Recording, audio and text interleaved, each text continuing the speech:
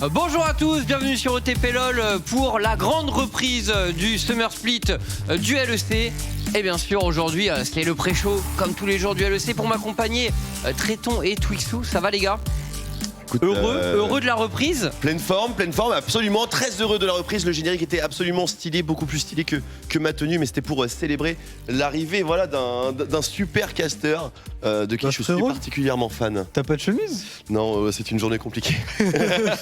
Je comprends, mon cher truc. C'est vrai qu'il t'enchaîne LCK et de la LEC en plus, donc je respecte. Quelle dévotion, quel dévouement de la part de Twix. Tout pour le e-sport. Tout pour l'e-sport, exactement. Bon. La reprise du LEC, le Summer, et franchement, ce Summer Split est assez particulier, messieurs, puisqu'on a rarement vu un entre-deux split avec autant de changements. On était où là? C'est du jamais vu, enfin je pense que c'est vraiment du jamais vu, avec en plus de role swap dans le tas, un coach qui revient au jeu, qui va revenir support du côté de SK Gaming. Il y a des équipes qui sont devenues un petit peu folles, peut-être un petit peu trop folles d'ailleurs au passage, mais du coup, je suis très curieux de voir le niveau de ce Summer Split en LEC. Et les roll swaps, alors justement, tu en parlais, Tréton, donc on va vous parler des nouveautés, bien sûr, petit à petit. Après, on va vous parler des trucs qui sont les plus importants, on va dire, parce qu'il y a eu aussi des changements dans les équipes type Excel.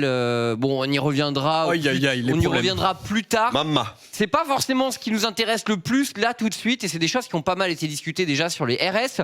Et également, si vous avez suivi notre émission de reprise, vous avez pu voir aussi nos échanges sur tous les changements et sur les notes attribuées, bien sûr. Le ranking était épicé, le fameux B2 White Knight. Ça va, t'as dormi depuis Tréton ou pas? Non, sans déconner. Non, tu vois mes cernes, j'ai pas dormi. Ça fait depuis 10 jours que je ne dors plus à cause de ce B sur White Knight. Mais bon, j'espère qu'il va bien performer du coup. Sache que ça nous met très très bien. On espère. Donc vous l'avez vu sur cet asset, Tritz, le support au Spring Split de SK Gaming qui passe dans la jungle, Jayziz qui va le remplacer, donc Jayziz qui était le head coach. Du coup, on se retrouve avec une formule de SK qui est vraiment très bizarre. Et Bwipo qui passe de la top lane à la jungle avec le recrutement de Adam. Mais j'imagine que vous avez dû suivre ça.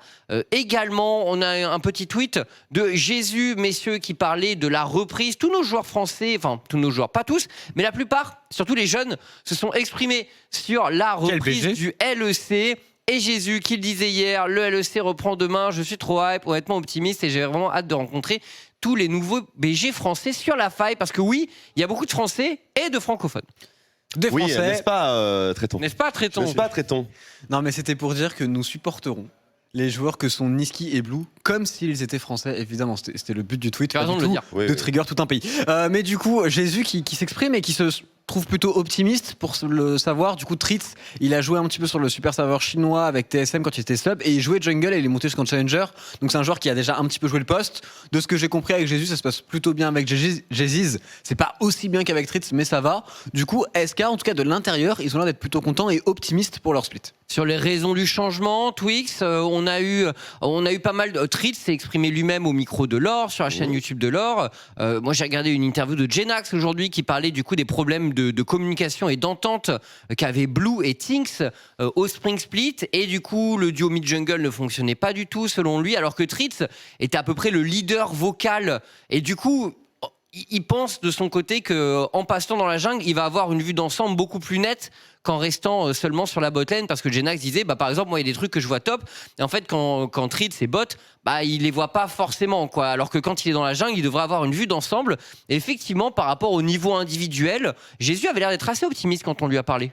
Ouais, je pense qu'ils sont plutôt confiants. Maintenant, c'est quand même un énorme pari à voir si ça va réussir. L'autre problème pour SK, c'est, on le sait, du coup, Blue qui a des soucis de santé, qui ne peut pas démarrer en plus la première semaine. Donc, ils ont vraiment beaucoup de conditions très particulières. On va voir ce que ça va donner, mais c'est difficile pour eux, je pense, à l'entame du summer. Ouais, clairement. Bon, malgré tous ces bons signaux, on va dire, venant de SK, on n'a pas pu s'empêcher de mettre des bas frérots tout de même au niveau du ranking, parce que quand même. Parce que quand même. Même s'ils disent des choses bien. Oui, alors peut-être que dans les matchs d'entraînement ça peut bien se passer, mais ça veut vraiment pas dire grand-chose. Il faut voir ce que ça peut donner on stage. Et même s'il y a des qualités qui vont certainement être mises en avant par la présence de joueurs assez cérébraux comme Tritz et comme Jessis, puisque on imagine bien que dans la position de head coach, tu as quand même plus d'aisance à vraiment grasp tout ce qu'il faut pour gagner une game.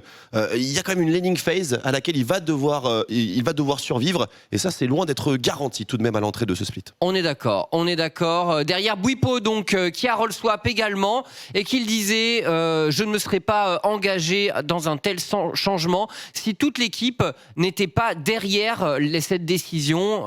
J'ai parlé avec tout le monde individuellement, avec tout le staff, et les joueurs impliqués sont tous d'accord pour ce changement. On pense que ça peut marcher. Tu te rends compte, il lit, il traduit en même temps. Moi, je suis impressionné. J'aurais bégayé de fou. Bref.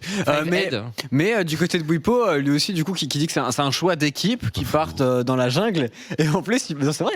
Et en plus, il va pouvoir du coup aider aussi Adam sur la top lane, le nouveau venu. Et je pense que démarrer un split quand tu as un top laner comme Bwipo dans la jungle qui est censé t'aider pour prendre tes marques, pour comprendre un petit peu mieux la lane, c'est quelque chose qui est très très bien pour un rookie. Ça me fait pas peur véritablement Bwipo au poste de jungler. Alors ça, c'est ses stats de solo queue. Bien entendu, c'est évidemment son off-roll depuis pas mal de temps, donc on sait qu'il n'arrive pas véritablement en terre inconnue, ça c'est certain. Et puis dans le jeu compétitif, Bwipo a eu de grandes qualités, voilà, il a de grandes qualités de laner, bien sûr, qui vont peut-être manquer ici, mais c'est surtout un joueur qui est globalement très intelligent, très smart sur le jeu. Et en solo queue, c'est vraiment l'un des tout meilleurs junglers actuellement. Il a quasiment 1000 LP, il a un win rate de fou, et son Viego et son Xin pour avoir joué contre, c'est vraiment un très très bon joueur en termes de mécanique. Déjà dans la jungle, il va être assez haut dans le tiers, je pense.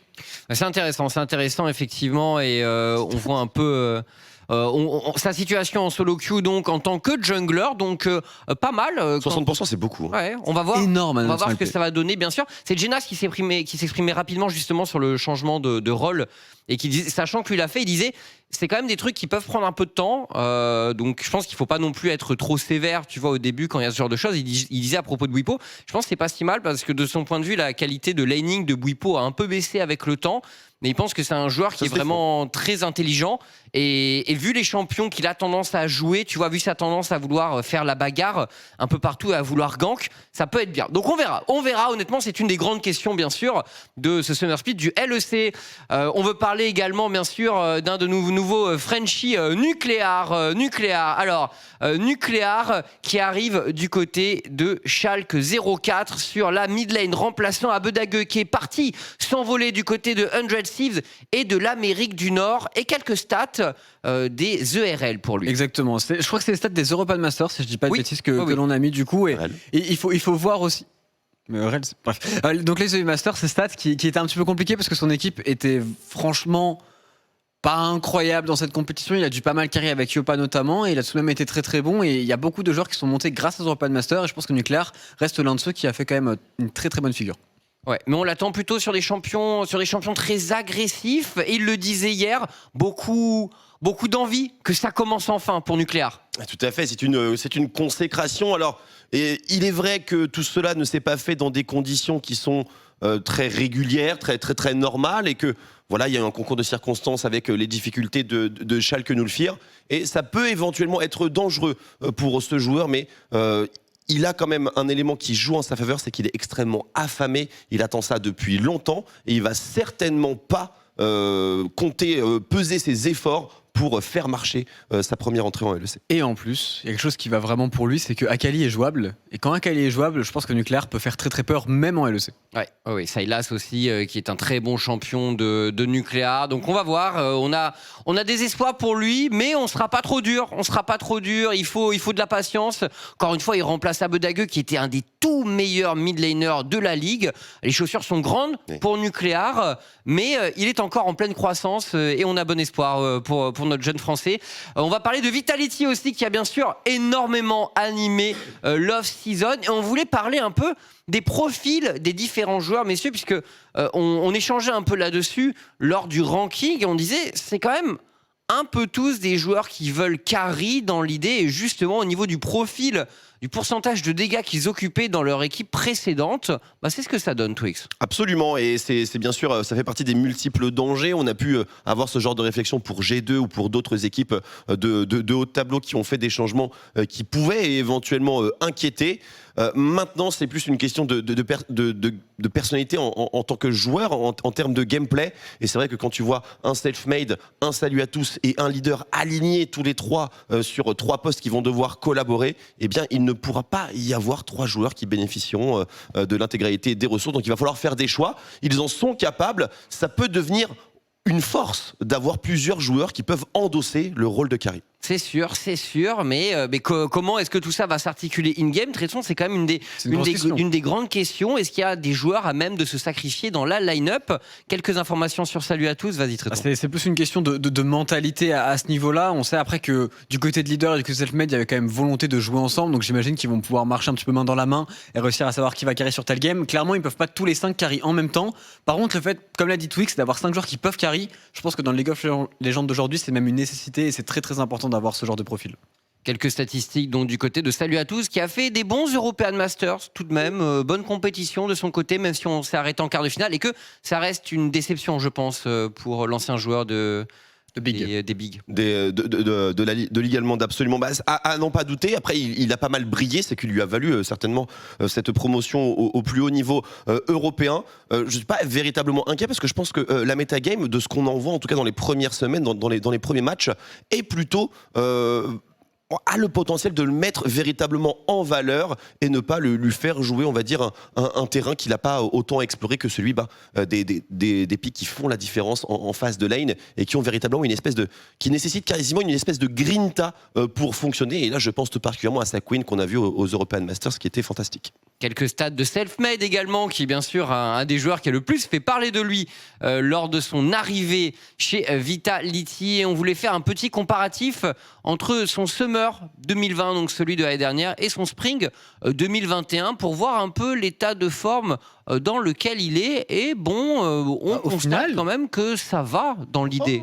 Au final, malgré le mini naufrage de Fnatic, je pense par rapport à l'habitude qu'ils ont, on peut dire quand même naufrage par rapport aux résultats de l'équipe pendant des années. Oui. Et bien Selfmade s'est plutôt maintenu à un niveau qui est très correct et qui est resté sur les plus ou moins mêmes stats que son Summer précédent qui avait été très très bon, et c'est vrai qu'il avait été très très bon. Donc moi je pense que Selfmade n'est pas du tout washed up, c'est pas du tout un joueur qui est mauvais comme certains peuvent le penser à cause de son Spring. Je pense même qu'il est très très bon et il a beaucoup à prouver. Il y a beaucoup de personnes qui doutent de lui, qui doutent de leader, et dans cette position des joueurs un peu L9 comme Selfmade et leader peuvent vraiment percer, je pense, et revenir à leur meilleur niveau. Le côté égo mental risque de beaucoup jouer, finalement, c'est vrai, pour ce duo mid-jungle qui est pas mal montré du doigt. Beaucoup de gens émettent des doutes. Bien sûr, ça inquiète, c'est tout à fait légitime. On a vu le Twitter game assez fourni de Selfmade depuis le début de cette année. Et forcément, au sein d'une équipe avec d'aussi fortes personnalités, on pense notamment à leader, même s'ils sont potes, etc. Si les choses ne se passent pas bien dans le début de saison, c'est effrayant. Voilà, c'est effrayant. Et quelques statistiques pour leader, du coup, qui est un peu le duo choisi par leader, enfin par Selfmade, pardon, pour l'accompagner chez les Vitality. Il y avait Selfmade qui voulait absolument jouer avec leader dans son équipe suivante, et on voit, il sort pas forcément de ses meilleurs European Masters, de son meilleur split dans l'ensemble. Je pense que dans la globalité, c'est peut-être même le moins bon split de leader si on prend les 2 années précédentes où vraiment il avait été impressionnant de certaines fois. Il avait même remporté tout de même les European Masters et je pensais qu'il serait monté sur ce timing-là en LEC. Ici, il monte dans un timing où il est tout de même fort, il a tout de même un DPM qui est assez élevé. Il a lui aussi une méta qui lui correspond pas mal parce que Akali et Salah sont des champions qu'il joue. Maintenant, c'est pas le timing où c'est God Leader qui se met en fait sur absolument tout le monde en ERL. Donc on se pose un petit peu la question, est-ce qu'il va avoir le niveau de lane pour jouer contre des joueurs LEC qui sont quand même à un très très bon niveau en mid lane? Il y a tout de même des champions qui lui conviennent bien dans la méta actuelle, Twix? Bien sûr, Traitons les a cités, on a Sylas, on a Akali, on a Lee Sin, on a tous ces mêlés. En réalité, les pics de prédilection de leader, Irelia, etc., sont plutôt bankables sur la ligne. Tu vois, moi, les voir jouer Irelia et Joanie, c'est 2 champions qu'ils aiment beaucoup en plus, c'est totalement possible. C'est un bon patch pour leader. C'est clairement un bon patch. Je sais que Selfmade, ça le dérange pas du tout. Le fait que leader ne joue pas des Syndra de Rihanna, il est même plutôt content qu'il ne joue pas ce type de champion. Ça va être intéressant, vraiment. Cette équipe Vitality, on se demande tous quel visage elle va avoir et et ça va être un premier beau test dès aujourd'hui. L'agenda de la journée. Ensuite, on va continuer du coup avec nos 2 focus du jour qui seront G2 Mad Lions, qui est le match d'introduction. On commence à s'y faire à cette rencontre pour l'introduction. Le SK Astralis. Ensuite, on a tous envie de savoir ce que va donner ce match. Rogue qui va commencer doucement contre des Excel, les pauvres Excel, dont on reparlera bien sûr. Vitality contre Schalke. Nulfir. Banger aussi. Tous les matchs sont des bangers quasiment, en tout cas de notre point de vue de français. Bien sûr. Alors absolument, tous les matchs de la semaine sont des bangers, sauf, il faut le dire, samedi, premier match qui sera Astralis contre Excel. Mais il y en a que 2 dans la saison. Non mais surtout, d'une certaine façon, ça peut être un banger. D'une certaine façon. C'est vrai. D'une certaine façon. Je comprends l'angle. Ouais, tu vois. Et bien sûr, on terminera la journée avec le Fnatic contre Misfits, extrêmement attendu. On va aller voir donc plus en détail ces matchs. Bon, bien sûr, on n'a pas encore de confrontation. On n'a que des suppositions. On peut faire que des suggestions sur ces rencontres. Mais on avait envie de revenir un peu sur l'historique, notamment entre ces 2 équipes, puisque l'historique du Spring, messieurs, il a complètement basculé en faveur des Mad Lions. 1-1 en saison régulière. Twix. C'est sympa ça. Dans l'émission de lancement, c'était le gros et tout, mais frérot, qu'est-ce qui se passe? Les comptes à régler. Twix. Oui, tu me disais donc les confrontations. 1-1 en saison régulière et 3-1 en play-off en faveur de Mad Lions. Vraiment les Lions qui ont représenté l'Europe au MSI, qu'ils ont assez fièrement représenté d'ailleurs en ne perdant que 3-2 en demi-finale face au Damwon Gaming. On les voit forts, ils ont pris le dessus sur l'équipe des Samouraïs cette année. Des samouraïs, j'ai entendu. Mais en tout cas, la version des Mad Lions de cette année, elle est extrêmement effrayante. L'acquisition d'Armut a fait pas énormément de bien, parce qu'ils n'étaient pas en difficulté non plus dans les éditions précédentes, mais on a l'impression que ça a rajouté l'épice qu'il leur fallait et le côté clutch qui pouvait manquer parfois, parce que ça incombait un petit peu trop peut-être à des joueurs comme Humanoid, pour ne citer que lui. Donc la version des Mad Lions, elle est extrêmement convaincante, et je pense que dans l'adversité qui les oppose au G2 pour la couronne du LEC, l'équipe qui a vraiment du souci à se faire, c'est G2 eSports. Ils sont attendus, la réponse G2 est attendue après un printemps décevant. Absolument. Et on revoit quelques stats donc entre les 2 équipes. Le bilan de la saison régulière. Exactement. Et en saison régulière, G2 était quand même la première équipe d'Europe. Ils étaient quand même très très solides. Ils ont juste un peu de choc leur playoff avec Wunder notamment qui joue de moins en moins bien. Et c'est aussi là qu'il va falloir regarder dans ce match. Le Wunder Armut est particulièrement intéressant. Il faut une réponse du côté de G2, il faut une réponse du côté de Wunder et montrer que ce Spring Split était une erreur et que maintenant en Summer ils sont prêts et qu'ils visent véritablement les Worlds et que c'est censé être l'équipe la plus forte d'Europe encore aujourd'hui. Il faut un coup de collier. D'ailleurs, Wunder, qui disait au micro de Kaedrel pendant l'entre-deux split, il disait que G2 avait scrim pendant le MSI contre des équipes du MSI, et il a notamment sous-entendu que G2 s'était bien défendu, il me semble, contre RNG. Je crois qu'ils avaient battu en scrim RNG et PSG Talon, donc ça s'est entraîné entre les 2 splits du côté de G2, donc c'est plutôt porteur d'espoir. Wunder avait l'air d'être assez confiant. Après, quand est-ce que Wunder n'est pas confiant ? C'est exactement ça. Et puis, ça commence... Je dirais pas que c'est outdated, mais il y a quand même une interprétation de la méta qui doit se faire extrêmement rapidement. Et les G2 sont particulièrement attendus parce que c'est une méta de flex pick, c'est une méta extrêmement explosive.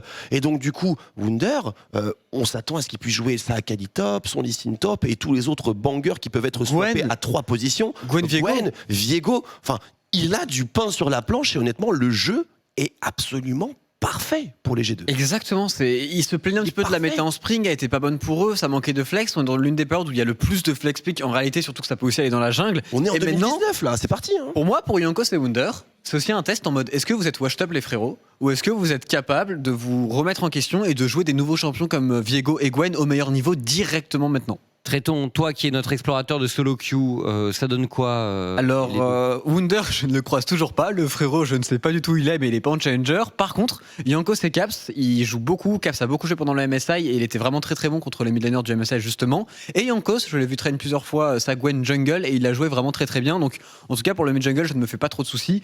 Pour Reckless, on l'a croisé en normal game avec Alderat, etc. Et il nous a explosé en lane, sache-le. Donc Reckless m'a terminé Alderat et moi, donc il est chaud quoi, on l'a préparé. C'est rassurant. Excellent, très bien. Donc voilà des nouvelles très fraîches de solo queue de la part de notre envoyé spécial. Traitons bien entendu. Donc ce match G2 Mad, messieurs, sur le papier quand même un petit prono, qui l'emporte ? Moi, j'ai envie de donner la chance au G2. Je sais pas pourquoi, j'ai un petit feeling. J'ai l'impression qu'il y a une banger prep qui s'est préparée. Le cœur est G2 et encore une fois, je pense fermement que s'il y a une équipe qui peut gagner les Worlds pour l'Europe, ce split, c'est G2 et ça reste G2. Bah écoute, on va voir. Moi, j'ai un petit pari sur Mad Lion sur cette rencontre. Ils sont chauds, ils sortent du MSI, ils ont pu se tester face à certaines des meilleures équipes du monde. Donc, je les vois bien surfer un peu là-dessus, même si la saison régulière n'était pas forcément leur plus gros point fort au Spring. Mais on verra sur ce Summer.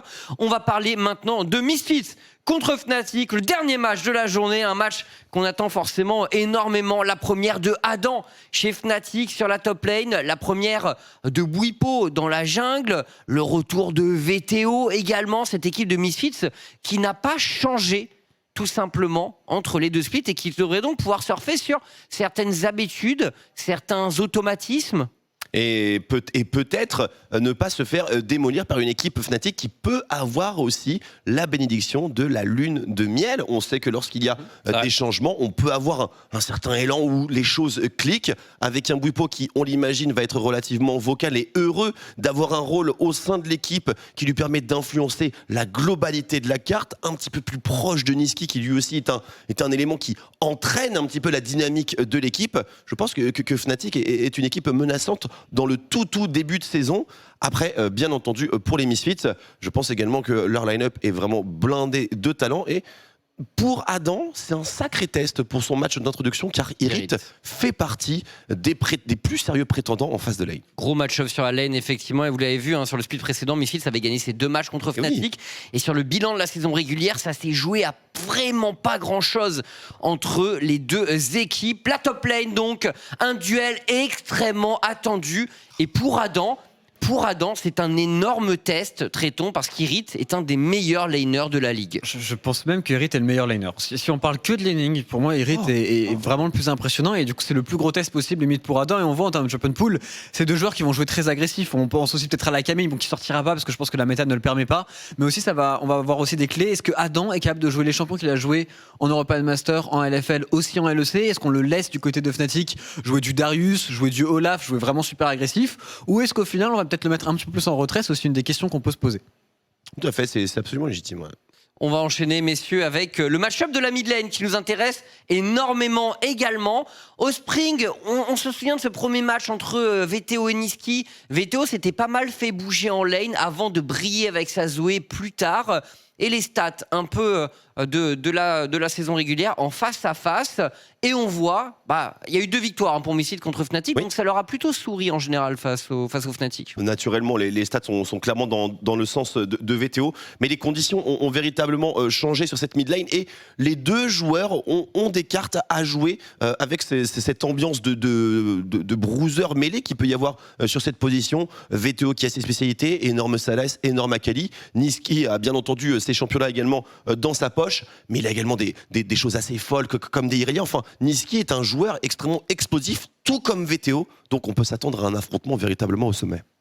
Et voilà un petit tweet de VTO qui date d'il y a quelques jours où il le disait, il s'est mis beaucoup la pression, il a énormément joué pendant l'off-season, il a beaucoup essayé de progresser, traitons. Oui, il a même beaucoup progressé, je pense aussi en gestion de wave, chose sur laquelle Nisqy pouvait peut-être l'outplay de temps en temps. Là, du coup, il va jouer contre Fnatic, il va jouer contre Adam. On sait qu'Adam VTO, il y a eu des petites frictions à des moments en solo queue, donc il y a aussi un petit côté égo, même si depuis, je pense qu'ils s'aiment bien maintenant, ils se sont parlé. Mais ça reste quand même des joueurs qui veulent montrer qu'ils sont les meilleurs à leur poste. Et pour VTO, s'ils veulent le montrer, il faut déjà qu'ils passent par l'étape Nisqy, qui est quand même l'un des meilleurs midlaners en Europe. Ils ont oublié un petit peu le tout top avec les caps humanoïdes. On est d'accord. Mais voilà, Vincent, énormément de travail de son côté. On a tryhard et on est prêt à faire le meilleur split de sa vie, tout ce qu'on lui souhaite. Bien entendu, quelques tweets de Adam également, qui a fait beaucoup de bruit lorsqu'il est parti en Allemagne du côté de Fnatic et qui lui aussi a énormément tryhard récemment, messieurs. 20 solo queue pour Adam, sachant que chaque il est en master GM, il a dû péter un plomb. Mais ça fait un tweet motivant derrière et on se dit prêt et surtout on se prépare bien et je pense que c'est là que c'est très important pour SLT, pour Adam et pour Nuclear parce que c'est 3 joueurs qui ont le talent. Il faut juste avoir la préparation, essayer de prendre un maximum d'expérience en peu de temps en scrim pour s'adapter tout simplement au niveau LEC. Et de l'envie, Twix bien sûr, chez tous nos jeunes joueurs français. Un peu de stress, mais beaucoup d'envie. C'est une véritable invasion de joueurs francophones. On maîtrise le LEC. Je ne sais pas, il y a combien de joueurs qu'on a pu voir un jour à un moment en Ligue française ou dans l'écosystème français.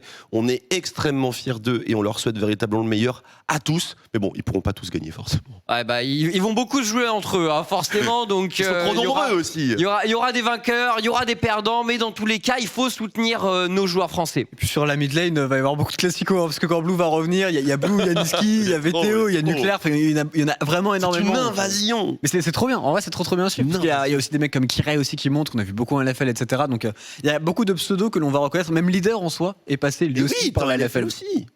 Mais c'est la folie, je te dis. C'est la folie. Il n'y a jamais eu autant de passerelles entre la Ligue française et la scène française en général et le LEC. Et on s'attend tous à vivre, je dirais plutôt, un Summer Split exceptionnel, véritablement. Et on espère que vous serez nombreux à le regarder sur OTP. Écoutez, il est l'heure, le premier match est dans quelques minutes, on va se laisser pour l'introduction et on se retrouve pour ce G2 Mad Lions. On est tous bouillants, c'est le début du Summer Split du LEC, c'est parti.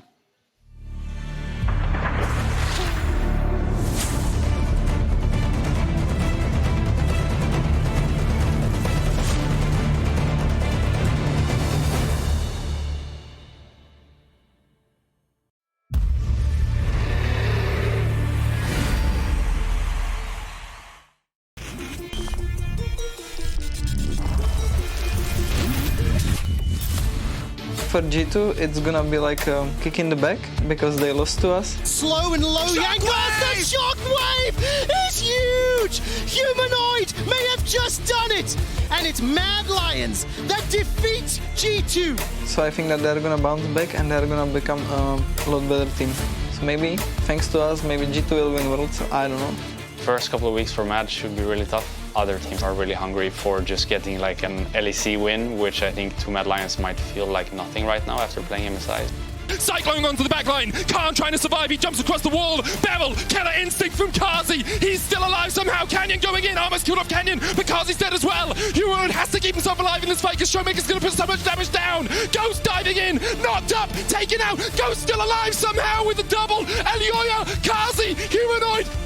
In the end, I think they'll be fine. It's just I wouldn't be surprised if they are not top dogs from the gate.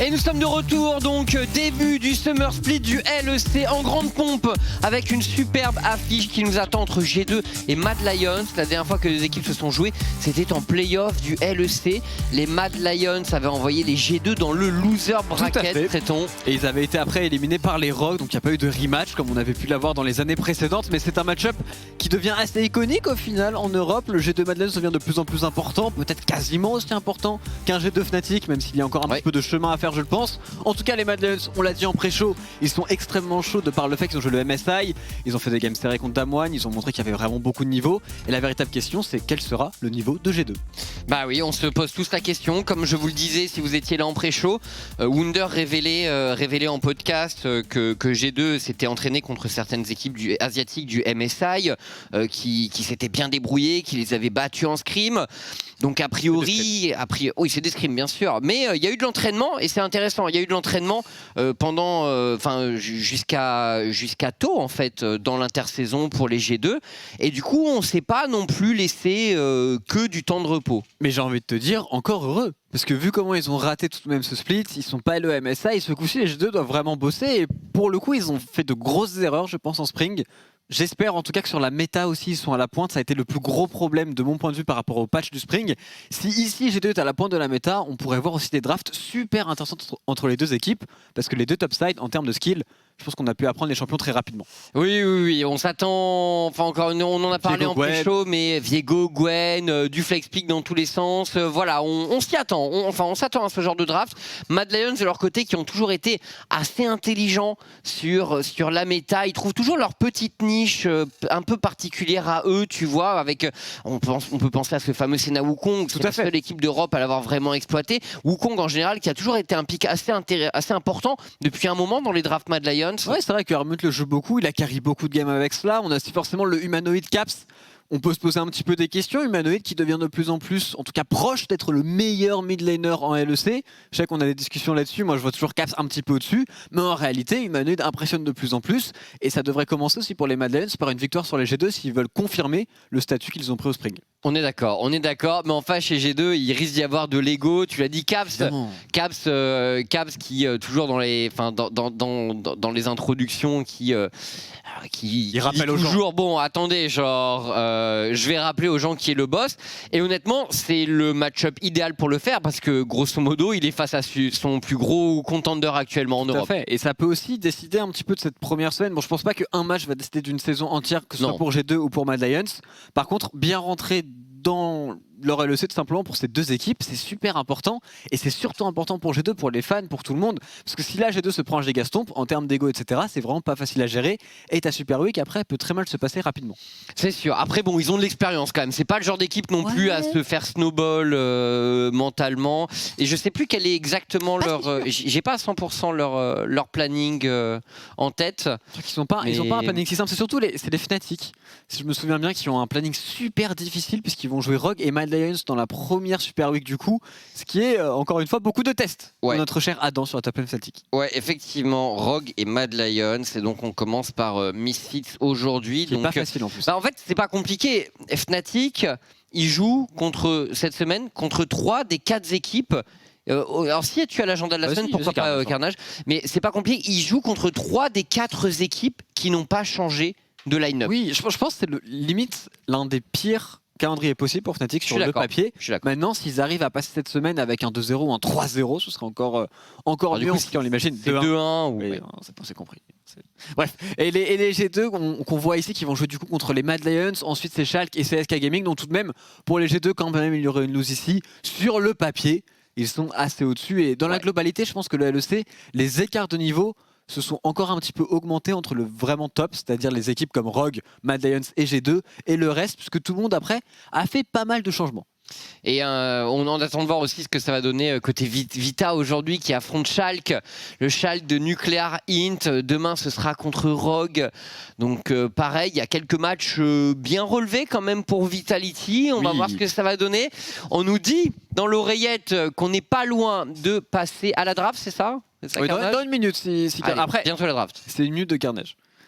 Donc, attention, ça se trouve, va falloir commencer à meubler une niche. Une deuxième. S'il faut d'ailleurs. La première n'est pas terminée et a priori. Comment ça, elle n'est pas terminée? Elle n'est pas terminée, il y a encore des ajustements. Et a priori, le deuxième truc qu'on aura monté, Tréton, ce serait une grande étagère pour la salle d'à côté. Très bien. Alors, une étagère, en plus. Non, je pense que c'est très dangereux, mais j'essaierai de faire au mieux. Dangereux parce que je suis un bouffon. Une plaque de bois et normalement, il n'y a rien de plus simple à monter qu'une étagère.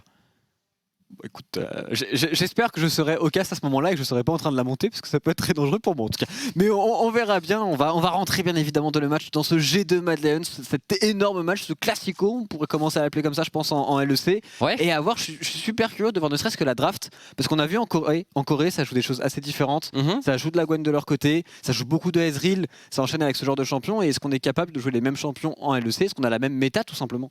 C'est vrai, c'est une grande question, une des questions du match aussi c'est bien sûr, on a parlé du retour peut-être en forme de Wunder, c'est une des grandes questions. Pareil pour Jankos, pareil pour Mikix, les trois joueurs qui avaient été un peu dans le dur pendant les playoffs, je précise, les playoffs vraiment du LEC, je pense. Même Mikix, c'était l'un de ces splits les moins En fait, quand on prend les bases de ces joueurs, ils ont tous fait un split qui était un petit peu moins convaincant. Et Mikix contre Kaiser, c'est un véritable test. Absolument, absolument. Kaiser qui je pense, est passé au statut de meilleur support d'Europe depuis le dernier split et depuis le MSI donc. Et enfin chez les Mad Lions, on a vu Carzzy aussi qui parfois était sur courant alternatif au sprint. Il a été très bon quand même au MSI. Ouais, mais au MSI il a eu ses off games et on espère. Mais quand il a eu des top games, exactement, c'était un délire. On espère justement que Carzzy sera à son top niveau parce que sur la bot lane, Reckless Mikix c'est quand même une énorme opposition. C'est censé être la meilleure bot lane d'Europe si on part du principe qu'on regarde juste le papier et les noms. Mais au final, les Mad Lions, à leur meilleur niveau, ont l'air d'être capables de les contester, voire même de les battre. Et les G2 eSports donc, qui joueront en Blue Side pour ce match d'ouverture du Summer Split. Mad Lions, leur Red Side un peu fétiche d'ailleurs, traitons. C'est vrai que Mad Lions, c'est une équipe qui aime particulièrement Red Side. Maintenant, le Blue Side dans la méta actuelle avec tous les picks comme Gwen, Viego, etc. C'est en général une très bonne idée de partir dessus avec déjà des bans de Thresh et de Lee Sin, alors que l'on a retiré la Gwen, bien évidemment, du côté Mad Lions. Loren Ecton qui est ban également, qui reste un des champions les plus forts en early et sur la transition early mid-game dans les fights et dans les escarmouches. Est-ce qu'il y aura ce fameux ban de Viego ou va-t-on le laisser open?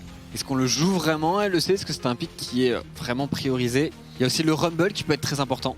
Rumble, ça fait clairement partie des pics phares. Attention aux pics comme Lucian, où on voit quand même pas mal de bans en ce moment, mais on sait Caps et Humanoid sont des gros joueurs de Lucian, donc ça pourrait être, avec tous les champions AP qu'il y a dans la jungle actuellement, ça pourrait vraiment être un pic de choix pour la mid lane. Il y a aussi ce fameux pic de Ezreal qui est laissé ouvert pour le moment, que l'on a vu first pick de temps en temps en Corée, partie 1 par exemple. Mais Reckless c'est pas forcément son champion, alors que Varus d'ailleurs n'est pas forcément l'un de ses champions non plus, mais on a Train j'imagine. On a Train et ça reste un champion très dominant en lane, qui apporte beaucoup d'utilité en teamfight, qui push, qui te donne du contrôle et de la domination. Donc ok, ouverture Varus pour les G2. Alors un champion comme Akali est open aussi au passage. Akali open, Lucian tu en parlais est open, Ezreal est toujours largement prenable. Il y a aussi le Viego que l'on attend j'imagine dans cette game et ce sera le Lucian pour Humanoid très certainement. Avec le Rumble sur lequel Ilioya s'est déjà beaucoup exercé en match officiel lors du MSI 2021. On est d'accord qu'on fait confiance à ce que l'on voit en bas et pas l'écran où on voit Wunder qui a Viego. Oui. Je pense que c'est... Bon, Varus, Viego, c'est la même lettre au début, ils sont juste trompés, en tout cas on l'imagine, mais Lucian Rumble, excellent mid jungle comme tu le disais, vraiment très très fort, il y a Humanoid pour être dominant. À voir du côté des G2 eSports quelle sera la réponse, il y a le Xin par exemple qui pourrait être intéressant.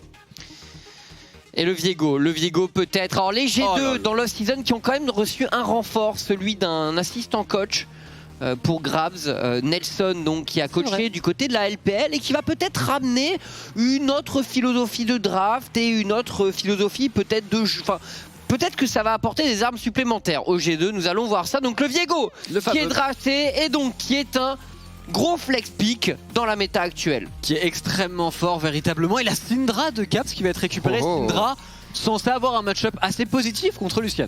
Ouais, attention tout de même au premier niveau pour Syndra, attention aux problèmes de mana, mais effectivement tu as la portée, tu as ton E pour punir les Dashin du Lucian, et donc les très bonnes Syndra sont censées maîtriser les match-ups contre Lucian, et le fameux Ezreal, ça a de tout temps été un très bon champion pour Carzzy. C'est un excellent champion pour lui, ça permet potentiellement, et ça laisse entrevoir un Rakan pour Kaiser, sur lequel il est aussi vraiment très très bon en termes de phase de lane, ce pourrait être intéressant. Surtout Rakan contre Syndra, Varus. Alors, c'est des champions qui ont de quoi stopper les all-in de Rakan, mais qui sont immobiles et donc potentiellement faciles à engage si tu as un bon angle. Pourquoi pas. Très curieux aussi de voir si Viego va aller sur la top lane du côté d'Under ou plutôt Jankos. Je sais que Jankos il a vraiment beaucoup train, c'est l'un des joueurs qui a le plus joué ses nouveaux champions. En l'occurrence, le ban de Tahm Kench, assez intelligent, Tahm Kench plus Varus, c'est quelque chose qui se fait tout de même encore beaucoup. Et qu'est-ce qu'on... Ouais, parce que du coup, il n'y a pas de Thresh, pas de TK, et donc ce Varus va forcément être un peu exposé. Là, honnêtement, les G2 quand même, ils sont sur 2 pics statiques, sachant qu'il y a un champion comme Rumble. Oui, c'est très dangereux. Et on banne le Wukong intelligemment parce qu'on veut surtout pas prendre le Wukong d'Armut avec la composition qu'ils ont. Franchement, Rumble plus Wukong contre Varus Syndra. Si Varus Syndra ont pas de flash, c'est simple, ils ne peuvent pas jouer. Je te rejoins. Donc je pense que c'est un bon choix effectivement ce ban de Wukong. D'autant plus que comme je le disais au début de la draft, c'est un pick plutôt iconique des Mad Lions, le Wukong. Tout à fait. Il y a encore le Gnar au passage d'Armut qui l'a beaucoup joué, qui pourrait être intéressant même si il ne sera pas aussi game breaker qu'un Wukong. Alors qu'est-ce qu'on voudrait là du côté des Mad Lions? Parce que on voudrait de l'engage et du champion mêlé un peu je pense dans cette histoire. Alors tu parlais de Rakan, ça fait de l'engage mais c'est pas un gros frontliner. Tout à fait, on peut penser à un champion comme Alistar même s'il est moins vu. Rel, Leona surtout. Leona? Pour moi Leona semble être la meilleure option mais elle est ban par les G2. Là du coup en termes de champion on va se poser des questions du côté des Mad Lions, mais on pourrait aussi très bien décider de last pick support si on le veut. C'est vrai, c'est vrai.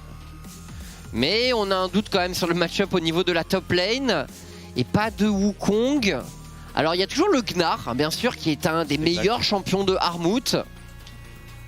Un Braum, très défensif. Très défensif. Braum qui peut être excellent bien sûr contre Syndra et contre Varus.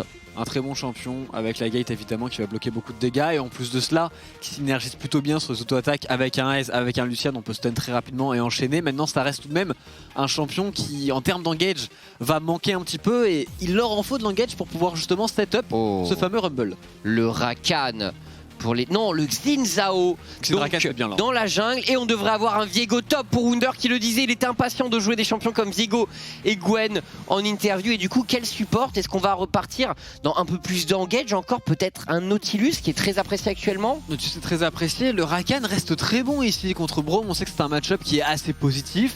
Nautilus serait un peu plus compliqué pour la phase de lane. Le problème c'est vraiment qui va défendre ce Varus. Si on lock ce Rakan, c'est chose faite. Donc Xin Zhao plus Rakan pour engage, c'est très fort, il n'y a pas de souci.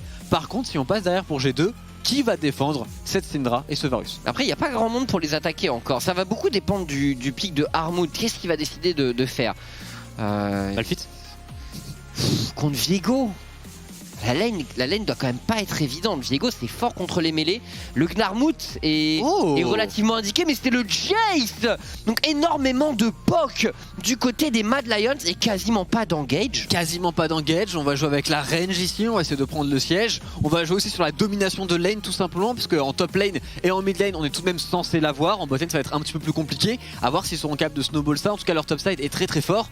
Mais c'est vrai que de jouer sans engage contre les G2, c'est très osé. C'est très osé, hein. Les Mad Lions qui vont devoir être particulièrement méticuleux sur leur prise de position, sur leur capacité à prendre également la priorité au niveau de la mid lane pour pouvoir se projeter en premier sur les positions. La vision va être extrêmement importante pour eux. Tandis que du côté G2 Esports, on a beaucoup plus de moyens de playmaking a priori. Ouais, leur draft semble un petit peu au-dessus en termes de faisabilité. C'est plus simple à jouer. On enchaîne très rapidement avec Ultimate de Varus et stun de Syndra et pourquoi pas des ultimates de Rakan pour Goin. C'est assez simple à jouer et surtout c'est dans le style G2, c'est un style très agressif. Absolument, écoutez, les drafts sont maintenant complétés pour les deux équipes. Le premier match du Summer Split est sur le point de commencer en LEC et on est tous impatients de voir de quel bois se chauffent deux des meilleures équipes de la ligue. On est parti dès maintenant, G2 Mad Lions.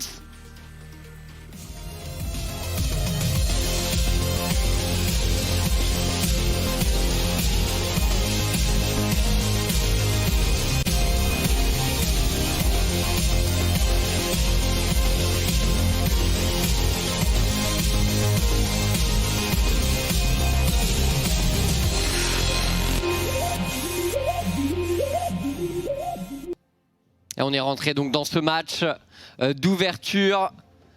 Tous les yeux de l'Europe sont braqués sur ces deux équipes. Les Mad Lions qui ont été les premiers à mettre fin à la série, à la dynastie de G2 qui était quand même en place depuis plus de 2 ans maintenant. Tout à fait.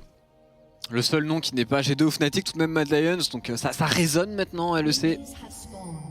À voir comment ça va se passer avec Reckless qui part sur un build évidemment létalité contre la composition adverse. On va pas jouer tout sur les auto-attaques, on prend le Love Blade, on prend la domination de lane. Ils sont squishy de toute façon, je pense que là le POC et la létalité pourront faire le travail largement vu les pics des Mad Lions. Armwood qui s'avance, qui va prendre de la vision directement. Wunder avec un premier Q-spell. Et déjà très curieux de voir ce match-up top lane, comment Wunder a préparé son Viegos, tout de même en réponse que l'on a récupéré le Jace du côté d'Armutz, qui doit avoir une idée derrière la tête, qui doit connaître le match-up, qui doit pouvoir mettre de la pression, en tout cas je l'imagine. Alors, et vraiment très curieux de voir comment les choses vont s'agencer entre Caps et Humanoid sur la mid lane. Humanoid qui est un joueur très agressif, mais Caps sur sa Syndra laisse très peu de place aux adversaires. Les meilleurs Syndra du monde ont tendance à prendre la main sur la lane très rapidement, donc on va voir comment ça va se départager entre ces deux joueurs au mid. Alors que sur la bot lane, évidemment, on va essayer de récupérer la pression. Les G2 qui n'ont pas eu besoin de pull leur jungler, contrairement aux Mad Lions. Et la pression devrait être pour ce Rakan. Et Karzi, regardez ses statistiques au MSI, on en parlait, mais bien supérieures à celles de sa saison. En LEC, je pense, il a vraiment fait partie des meilleurs carry AD de la compétition. Nous allons voir ce qu'il va montrer dans cette première game. Alors que sur la mid lane, d'ores et déjà, beaucoup de trades entre Caps et Humanoid. On se rend vraiment coup pour coup. Et sur la bot lane, forcément, le niveau 2 est passé en premier par Mikix et Reckless qui mettent déjà pas mal de pression en réalité. Mikix et Reckless très présent, mais tu en parlais de toute façon. Rakan qui a de bons moyens de pression contre Braum. Tu peux all-in sans te faire punir face au Braum. Jankos. Et regardez la situation de la wave, il y a peut-être un gang possible là pour Jankos, effectivement le stun qui va toucher du côté de Caps. Jankos qui se projette au contact, une auto, 2 autos, et le first blood en faveur des G2 eSports. Caps qui avait réussi à bloquer la wave à un endroit qui exposait Humanoid. Excellent gank de Jankos qui, je pense, n'est jamais aussi bon que lorsqu'il peut jouer sur des champions qui gankent fort en early game. C'est parfait ce qu'ils font ici, le mid jungle des G2. Caps en plus qui cancel le dash du Lucian avec son stun ici. Il n'y avait aucune échappatoire pour Humanoid. Tout de même, le flash a été obligatoire pour Jankos, mais quelle belle opération. En plus de cela, il peut aller récupérer son carapateur bot side très facilement. Et on a la pression au niveau du bot pour Jankos, donc c'est très facile. Et Lyoya de son côté qui termine son full clear sur le top side. Alors il n'a pas la priorité top, est-ce que Wunder va tenter d'aller le gêner? Il semblerait que oui, tandis que au mid, bon, Caps a pu faire son reset, ça continue de trade très très fort. Humanoid quand même qui s'en sort plutôt bien sur les trades. Lyoya qui a été repéré. Il va se faire cancel ici. On a déjà le roaming de Mikix, chose qui nous avait manqué ici. Il a pris la priorité sur la bot lane, il a récupéré des pink wards et maintenant il part au roaming. Pourquoi pas pour agresser Humanoid qui n'a plus de flash et qui est extrêmement sensible à un gank de Rakan. Il est repéré toutefois Mikix, mais il aime bien ses ganks sur le côté opposé de sa lane. Il en a fait énormément dans sa carrière qui ont surpris plus d'un mid laner. Et pendant ce temps-là, Reckless évidemment qui va jouer en weak side, qui va attendre que cette wave qui push arrive tout simplement. Il va perdre très peu de farm ce faisant, donc juste on met de la pression via le support, on met de la pression via Mikix et c'est assez gratos pour le moment, là où Armutz a un peu de mal dans sa lane au final. Bah écoute, il semblerait, le match-up Viego contre Jace, je sais pas exactement comment ça se passe. Jace qui a toujours l'avantage de la portée, mais le truc c'est que Viego c'est un champion quand même qui se projette facilement en avant. Exactement. Qui a des trades très puissants, qui peut se cacher dans son nuage également. Sur la mid lane, toujours cette même pression, hein. Jungle support. Et toujours la position de la wave, à chaque fois Humanoid qui est obligé d'énormément s'avancer. Regardez, Jankos et Mikix qui sont prêts à punir le mid laner des Mad Lions. Mais cette fois-ci la wave qui bounce. Il faut être patient pour Humanoid. C'est très bien ce que font les G2. Par contre, il y a les Mad Lions qui vont répondre, hein. On décale directement avec Kaiser, avec Elioya pour défendre pour les Raptors. Ils vont jouer les Raptors. Regardez Jankos, il est prêt à tout moment. L'enchaînement ici, la défense de Kaiser également. Les G2 qui mettent énormément de pression. Humanoid qui est sur le point de tomber dans la mêlée. C'est finalement Yoya qui sécurisera le kill sur Jankos. Gros 3v3 entre les deux équipes. On a voulu supprimer cette wave à Humanoid, mais les Mad Lions très solidaires qui empêchent le mouvement G2 et qui au passage du coup conservent également les Raptors de Yoya. C'est extrêmement bien joué de la part du jungler espagnol ici qui en plus avait sa zone rouge, donc un maximum de dégâts. Flash-in instantané, Jankos n'en avait pas, il ne pouvait plus s'en sortir ici. Belle réponse du côté des Mad Lions, ce qui va leur permettre de respirer un petit peu dans ce match et de donner de l'air libre tout simplement à Humanoid, du farming un petit peu, et il faudrait qu'il atteigne son niveau 6 assez tranquillement contre cette Syndra maintenant. Wunder, on le voit, hein, il utilise son fog donc pour pouvoir mettre beaucoup de pression, pour obliger de façon de façon invisible. Le Jace de Armut a reculé, on voit un très bon stun.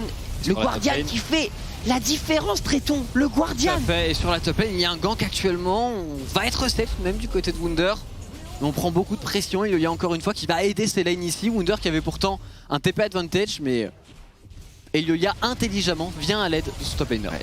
Et quand même la mauvaise nouvelle pour les Mats, c'est que en early game, quand même, il peut y avoir match entre Syndra et Lucian, sachant que Syndra a des problèmes de mana, etc. Mais une fois qu'on est arrivé 6, que la tire est un peu stackée, la Syndra a vraiment complètement l'avantage de la range et tant qu'elle garde son E, elle peut punir tout Dashin. Donc le Lucian qui a le désavantage à ce niveau et du coup la Syndra qui devrait commencer à de plus en plus contrôler le match-up. Tout à fait, et surtout qu'on sent la pression de Mikix qui ne joue plus la lane depuis quelques minutes maintenant, qui joue le roaming avec son Rakan très intelligemment. C'est comme ça qu'il faut jouer le match-up ici contre Braum.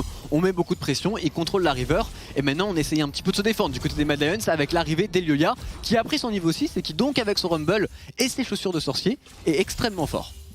Et Reckless, malgré les deux roaming de Mikix, toujours aussi impeccable sur le farm, on le connaît, il a l'habitude Reckless de rester en solitaire sur son bot et il passe niveau 6, l'arrivée de Jankos, peut-être un très bon setup pour le gank des G2, mais la wave, oh il n'y a plus de porte de la montagne pour le Braum. Il n'y a plus de E sur la Ezreal, on pourrait tenter quelque chose mais on n'a pas l'information sur Eliolia, c'est difficile d'aller vraiment chercher ce 2 contre 2, surtout contre un Braum, sachant qu'il y a un ultimate rumble qui peut arriver à tout moment, on n'a pas non plus la vision sur Humanoid qui va revenir sur la mid lane après avoir pris son blue buff. Et là maintenant pour Mad Lions, il faut commencer à se servir de ce Lucian. Il est niveau 6, il a un blue buff, il doit mettre de la pression, s'il n'y arrive pas ça va être très très compliqué. Ça a l'air difficile, Caps qui avec son chapitre perdu maintenant n'a plus vraiment de problème de mana. Ça, plus sa tire, plus sa potion de corruption, il peut poke humanoïde, il peut démolir les waves comme il le veut et bah voilà, c'est difficile, hein, on le sait. Syndra qui est un des meilleurs champions du jeu lorsqu'il s'agit de contrer le Lucian.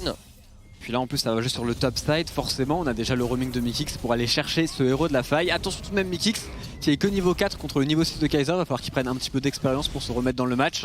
Mais c'est le héros de la faille qui est l'objectif pour les deux équipes très certainement. Encore Mikix. Encore Mikix au roaming comme toujours et surtout jouer autour d'un Viego qui peut prendre un reset, c'est peut-être le bon timing. Mais il est niveau 4 Mikix quand même, Kaiser qui est niveau 6 de son côté. Ah, c'est un gros différentiel, il a beaucoup roam forcément Mikix, il a apporté juste le surnombre sur la mid lane comme il va le faire ici encore une fois et toujours cette wave qui est parfaitement contrôlée par Caps.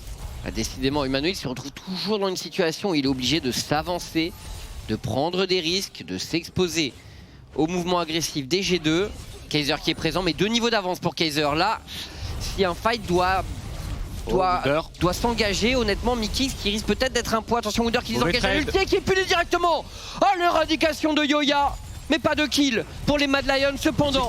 Oh l'enchaînement ici, Mikix qui a voulu jouer avec le feu, mais le Braum Lucian qui est un combo parfait pour proc le passif du Braum. Ah ça va beaucoup trop vite et on se perd un petit peu pour Wunder et pour Mikix. Mikix qui meurt sans même tenter de s'échapper avec son flash ici qu'il a conservé, qui prend trop de dégâts, trop de burst et en plus Wunder sur le même timing qui perd son ultimate, qui perd son flash et du coup ce héros de la faille devrait être pour Mad Lions. Mais attention, Caps veut peut-être se battre. Vraiment, c'est très étonnant quand même de la part des G2, à moins qu'ils arrivent à trouver un one-shot peut-être sur humanoïde.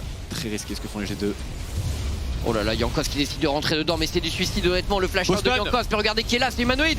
L'arrivée de Mikix également, le retour. Et les G2 qui semblent prendre le meilleur, le Viego qui récupère les corps adverses, le flash out de Kaiser.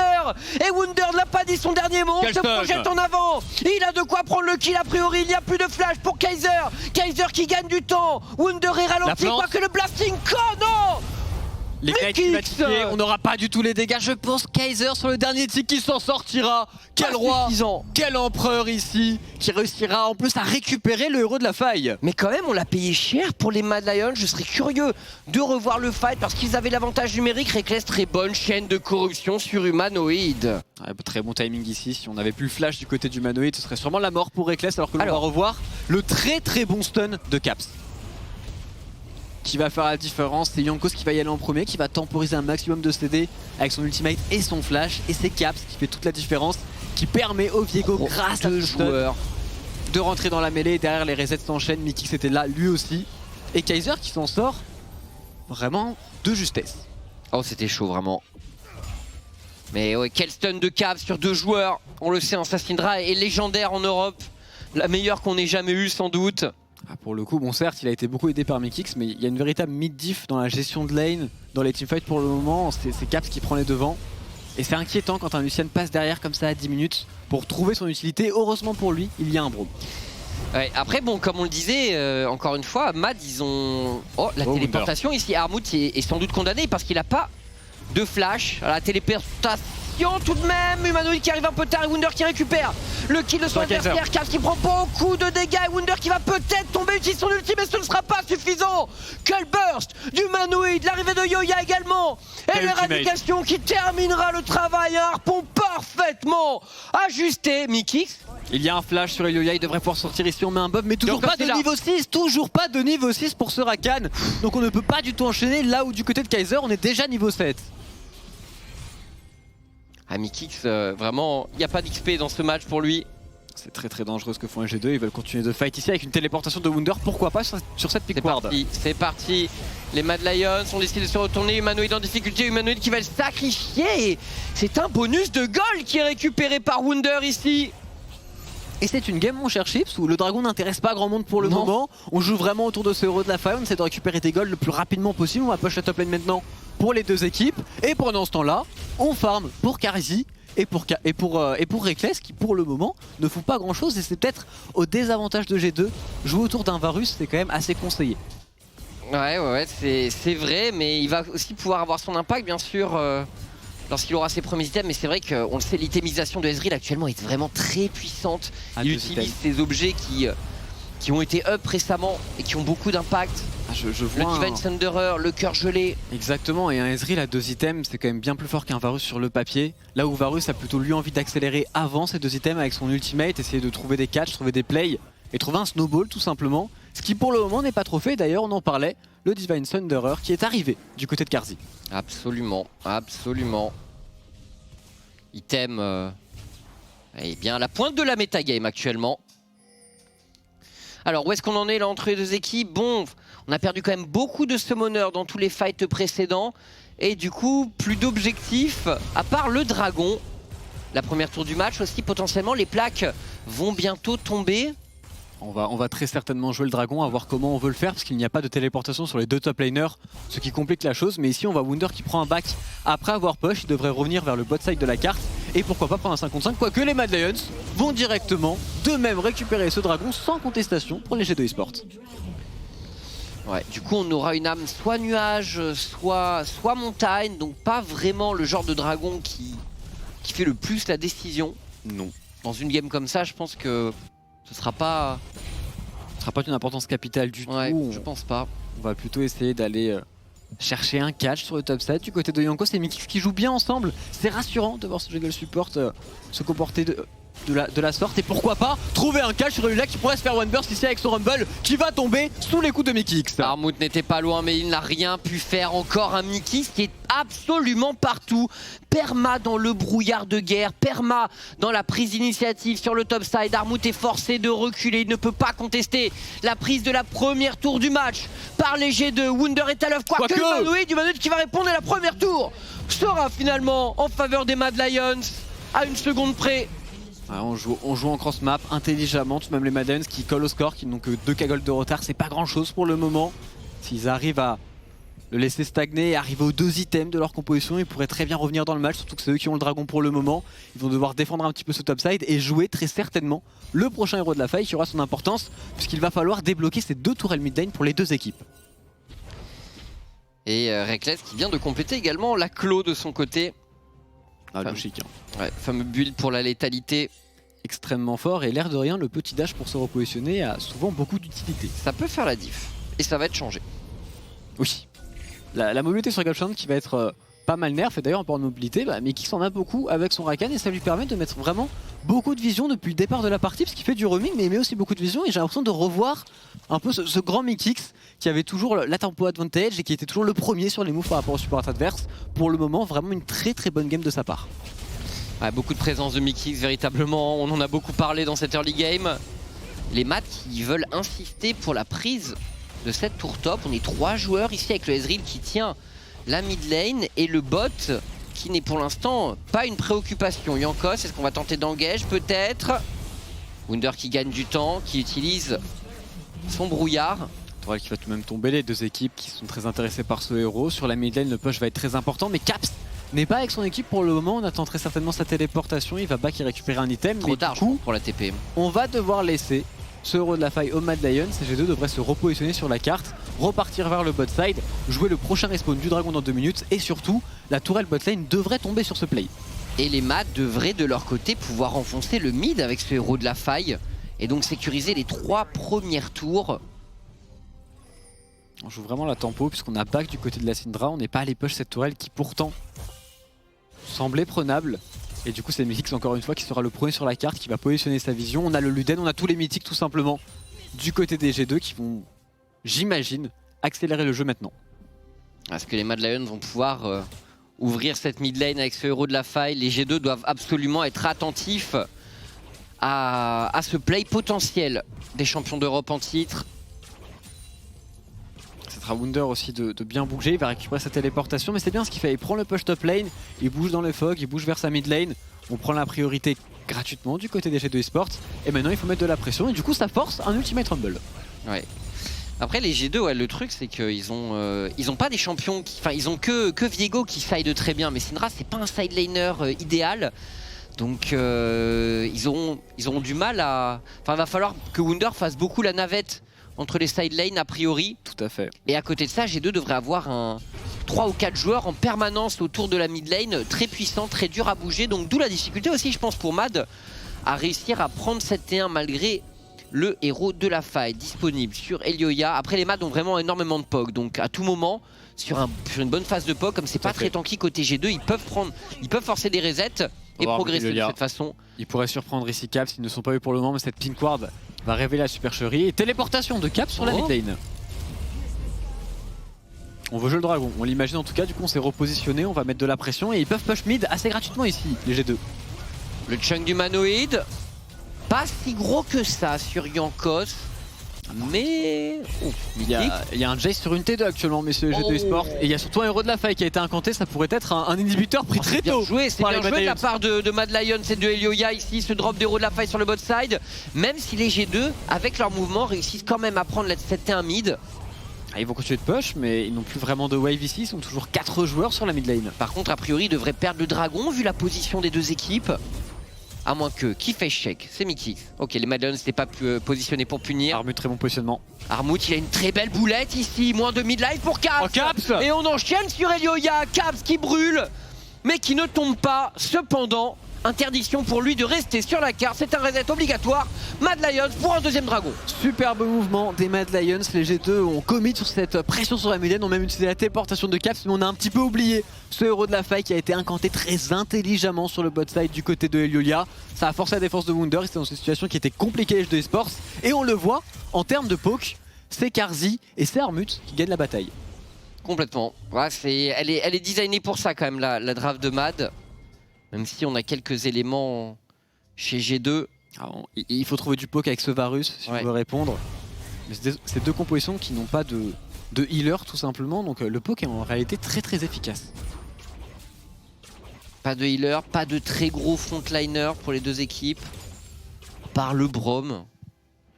Les fameuses compositions d'artistes, plus ou moins. Ouais, un peu, ouais. Alors Jankos a quand même l'air de partir sur un build avec beaucoup de points de vie. Le Gore Drinker également pour lui. Gore Drinker Sterak, la classique. Sur un Xin Zhao et Mythix et Jankos encore une fois en tandem qui vont récupérer pas mal de vision. Attention tout de même, hein, les G2 qui abandonnent la mid lane sur ce play et qui pourraient peut-être donner une occasion aux Mad Lions de se projeter pour récupérer cette T1, justement sa ping. C'est Reckless qui est en train d'arriver, on revient à peine de la base, mais honnêtement il va être entouré par de nombreux joueurs Mad Lions et qui en profitent un peu, mais pas tant que ça finalement.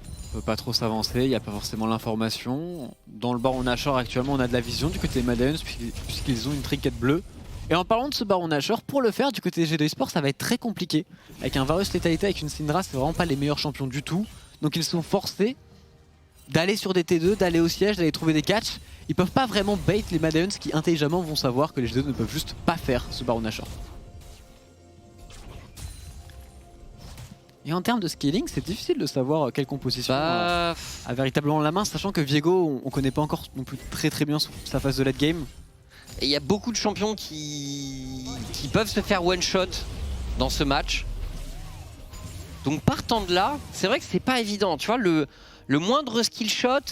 Après, encore une fois, G2 a beaucoup plus de CC. Ce qui, quand même, je trouve, a un impact significatif pour du late game. Il faut réussir à choper le Ezreal, qui pour moi est la clé. Du côté des Mad Lions, c'est lui qui peut faire toute la différence ici, alors que les G2 eSports font une très belle rotation sur le bot side, vont récupérer la tourelle, on va back, les deux équipes vont vraiment se renvoyer un petit peu la wave pour le moment, récupérer de la vision et très certainement jouer pour le prochain dragon. Et ce Viego pour Wunder qui est en train de grossir honnêtement à vue d'œil. 2-1-2, très gros farm, on est devant Armut. Ma foi, bientôt les 2 items pour lui. En parlant de 2 items, il y en a 2 sur Lucian, 2 sur le Ezreal, c'est vraiment des bonnes spikes pour les Mad Lions. Parce qu'en plus, comme il y a quand même beaucoup de champions squishy chez Mad, tu sais, pour le Viego, il suffit d'un kill. Et pour lui, et le teamfight derrière, il enchaîne, il fait ce qu'il veut. Donc il y a quand même ce danger qui plane en permanence sur Mad Lions, sur les phases d'escarmouche. C'est si quelqu'un se fait one shot derrière, le Viego devrait pulvériser le teamfight. Et le Viego a 2 items en plus, donc il va faire vraiment très peur aux Mad Lions qui préparent leur vision pour ce dragon. On a Caps qui va les push la top lane, essayer de mettre un maximum de pression, et Wunder et Mikix sont à la défense ici, mais les Mad Lions n'en ont cure et vont juste prendre toute cette vision, récupérer aussi les camps, chose très importante. Avec Elioya qui encore une fois amène la charge. Elioya a énormément de présence de la part du rookie du Spring Split. Wunder qui trouve un cancel sur Humanoid, mais attention à la punition. Il s'est enflammé, il doit utiliser son ulti. Out Wunder. La boulette d'Orbut. Survivre. Oh, les petits pas ici qui font la différence parce que je pense... Ça fait beaucoup de skill shot pour Wunder. Il a très bien joué le coup, il a gardé son flash. Il a absorbé pas mal de pression, du coup on perd du farming sur le top side avec la Syndra de Caps qui a trouvé un bon push, qui va récupérer lui aussi les camps, mais dans 50 secondes il y aura le dragon et en termes de vision, le jeu est largement remporté par les Mad Lions. Ça va être très difficile pour la compo G2 eSports de venir face check contre un Ezreal et contre un Jace. Humanoid qui va pouvoir push la wave suivante. Il a sa téléportation. Wunder qui est en train de renvoyer la wave au bot également, donc qu'est-ce que ça a donné au niveau du mid? Et pour l'instant, eh bien, ce sont les G2 qui sont en place. La prochaine wave va être importante hein, pour la prise de position, mais les Mad ne l'auront pas a priori. G2 est sur la position. On TP du côté du Humanoid pour la tempo, 20 secondes avant ce dragon. Attention, le fight dans la river est compliqué hein, contre un Rumble pour les G2.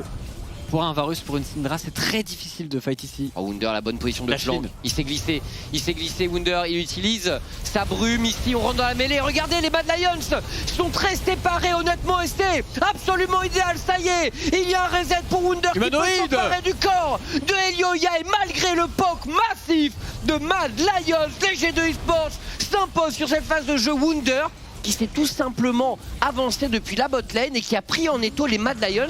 Étonnant de la part des Mad de s'être autant séparés alors qu'il y avait le flank de Wunder. Il y a eu un dash-in que l'on peut pointer du doigt hein, du côté de ce Ezreal de Carzzy. Beaucoup trop posé, il était forcé de flash out très tôt du Rakan et derrière Wunder était là pour fermer la porte et du coup le Baron Nashor est entamé, il devrait être totalement gratuit pour les G2. Ils ont largement le temps, encore 5 secondes de respawn sur Elioya et c'est peut-être le break dans cette partie. Là c'est quand même assez gros parce qu'effectivement les Mad qui ont une situation où ils ont beaucoup de dégâts, beaucoup de poke, mais finalement peu d'engage, et quand tu joues contre un Baron Nashor dans cette situation, bah en fait tu subis juste. Et là on va revoir le dash-in de Carzzy directement puni par Mikix, on lui force le flash après, Yankos intelligemment va le flash in, on lui met tout, Mikix va venir l'aider et pendant ce temps là, excellentissime travail de Wunder comme tu l'as dit. Très solide Wunder sur son Viego. Il l'avait dit, il avait hâte de jouer le champion. Et pour l'instant, ça se passe bien pour lui. 3-1 pour le top laner des G2. On va voir comment G2 va maintenant jouer cette phase de Baron Nashor. On les avait faire quelques petits throws en Spring Split. Tout n'était pas non plus parfait. J'imagine qu'on va vouloir le jouer sur 2 lanes. En tout cas, c'est la chose que l'on voit le plus souvent actuellement. En termes de vision, ils sont très bien. Pour le moment, ils y vont vraiment extrêmement slow. Et les Mad Lions vont tout de même tenter de répondre avec un push sur la top lane extrêmement osé de Humanoid. Ouais, on essaie de désorganiser un peu G2, de prendre quelque chose pendant que les G2 vont bien sûr se mettre en place pour push. Alors ça va être difficile de conserver tous les inhibiteurs honnêtement pour Mad Lions. Ça va être très difficile de fight aussi puisque Reckless et Caps ont encore leur flash. Ouais. Donc il n'y a pas vraiment d'opportunité, il n'y a pas véritablement d'engage. Ils n'ont pas d'engage les Mad. Donc là, honnêtement, perdre le baron, pour moi, c'est quasiment synonyme de défaite obligatoire pour eux. Mais par contre, Humanoid trouve tout de même un Reckless pour le dash ici. Le dash avec la claw sur le creep et derrière l'ultimate. Quel play de Martin Larsson. Oh, le stun. Est-ce qu'on peut enchaîner du côté de Wunder? Non, pas du tout, mais quel play en effet de Reckless ici qui vient surprendre Carzzy et Wunder maintenant à l'agression sous la tourelle, ultimate out, on se fait flash in par Armut, mais les dégâts de Wunder, les dégâts reset. Et le reset, il finira par tomber toutefois. Mais les Mad Lions ont perdu 3 joueurs et ça devrait donner le temps au G2 de s'installer très largement. Pas forcément de finir le match, mais à minima de prendre 2 inhibiteurs. Ça tombe sur la botlane, ça va tomber aussi sur la midlane du côté des G2. Est-ce qu'ils veulent tenter de finir ce match? Yankos ici à l'agression sur Humanoid qui le zone parfaitement bien et du coup les T4 sont en train de prendre tarif. Est-ce qu'on finit? La duo lane qui n'est pas loin de revenir, Carzzy, Kaiser également, Humanoid qui se fait dash in par Yankos, Yankos qui temporise grâce à son ulti. On ne terminera pas le match mais avec 2 ultis détruits, les Mad Lions sont tout simplement à l'agonie. Ils sont en galère en effet, plus qu'une seule T4 en plus de ça, alors qu'on va revoir quel play de Reckless sur le creep. Avec la griffe du Rôdeur ici. Il en restait un seul, l'ultimate est parfait, Carzzy n'a pas le temps de réagir. On suit très bien aussi du côté de Mikix. Dash in, dash out, on se met extrêmement bien derrière Caps. Superbe stun sur Armut, on tente de follow up du côté de Wunder mais c'était un petit peu trop compliqué. Et derrière c'est Wunder qui a l'initiative sur ce dive, va réussir à prendre un 2 pour 1. Bah voilà, on vous en parlait de ce petit trick avec Varus, le dash sur un creep pour engage. Bah écoute, il a fait un moment où je m'y attendais pas vraiment. Et les Manos s'y attendaient pas du tout non plus. C'était un moment très clutch pour Reckless. Encore une fois, il le tente. Il le tente, mais ce coup-ci, Humanoid aura le réflexe de dash out. Bon, son ultimate va revenir assez rapidement pour Reckless. Et maintenant, on va s'occuper de la top lane pour les G2. Eh bien, G2 qui joue bien. Devrait valider son entrée. Valider une entrée réussie, pardon. Réussite, ça ne marche pas. Mais ouais, franchement, ils ont bien joué sur ce match. Beaucoup d'accélération de leur côté, beaucoup de mouvements. Et du coup, on va pouvoir push. Maintenant, ça va être très difficile à tenir. Encore une fois, quand ils sont dans cette situation. Là, il n'y a pas de baron Nashor, donc je pense que les Madlands peuvent dépush assez bien. Mais pour toucher des skillshots, pour toucher du poke, c'est compliqué. Alors qu'on voit Yankos ici en flanking très intelligemment.